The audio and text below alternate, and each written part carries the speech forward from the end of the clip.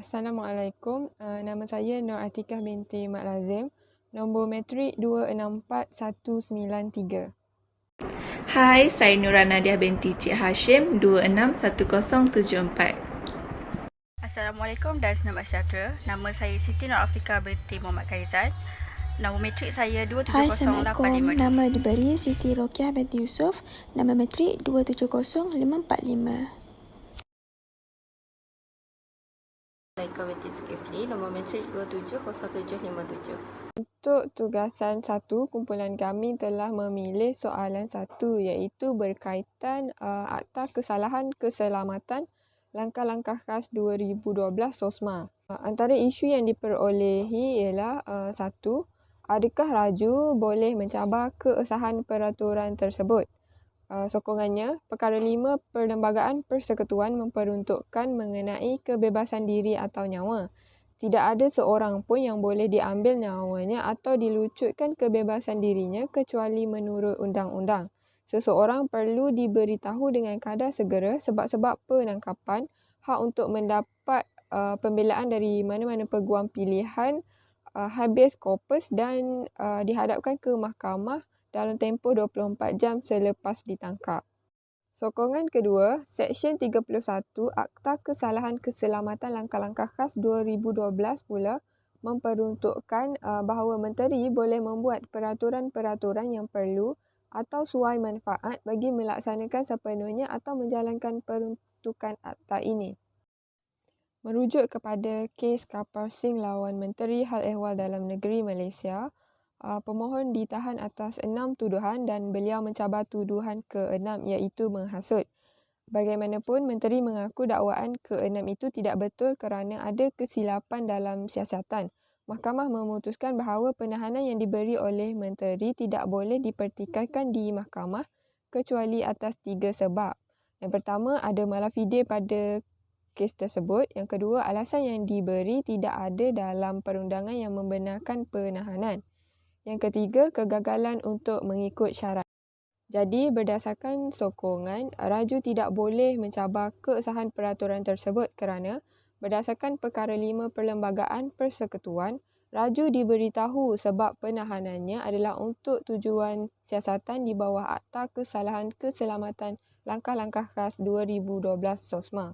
Tambahan pula, mengikut Seksyen 31 Akta Kesalahan Keselamatan Langkah-Langkah Khas 2012, di mana peraturan menteri membenarkan penahanan tahanan keselamatan oleh polis dilanjutkan selama tempoh 3 bulan adalah sah bagi tujuan siasatan lanjut kerana berdasarkan contoh kes, mahkamah memutuskan bahawa arahan penahanan yang diberi oleh menteri tidak boleh dipertikaikan di mahkamah kecuali atas 3 sebab yang berkenaan di mana raju tidak tergolong dalam pengecualian itu. Rumusannya, berdasarkan perkara 5 Perlembagaan Persekutuan di bawah doktrin keluhuran undang-undang, raju diberitahu sebab penahanannya adalah untuk tujuan siasatan dan Seksyen 31 Akta Kesalahan Keselamatan Langkah-Langkah Khas 2012 memperuntukkan kuasa untuk membuat peraturan-peraturan di mana menteri boleh membuat peraturan-peraturan yang perlu atau suai manfaat bagi melaksanakan sepenuhnya atau menjalankan peruntukan akta ini.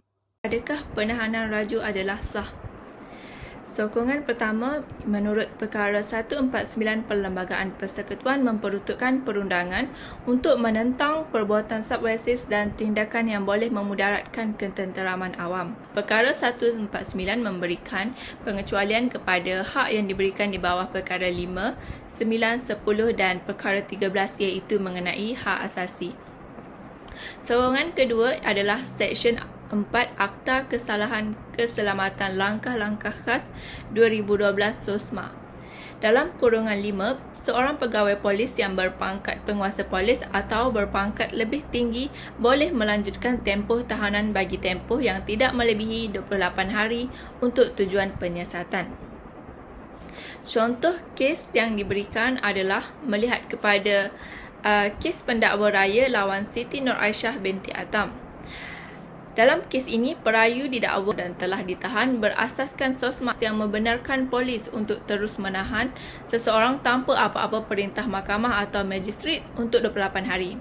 Hasil keputusan perbicaraan itu, mahkamah membebaskan perayu serta-merta daripada pertuduhannya selepas pihak pendakwa gagal membuktikan kes prima facie di akhir kes pendakwaan.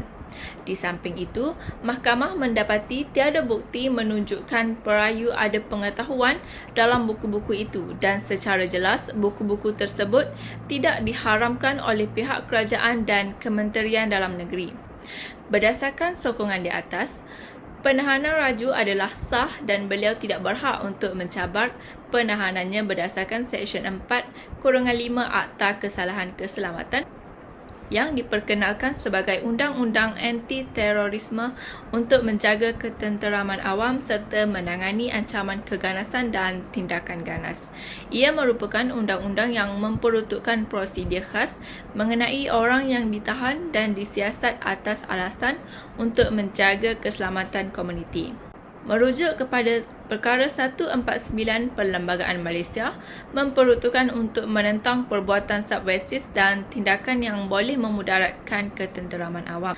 Seksyen 4/5 Akta Kesalahan Keselamatan berkuatkuasakan untuk menahan individu yang disyaki boleh mengancam keselamatan negara selama 28 hari tanpa dihadapkan ke mahkamah.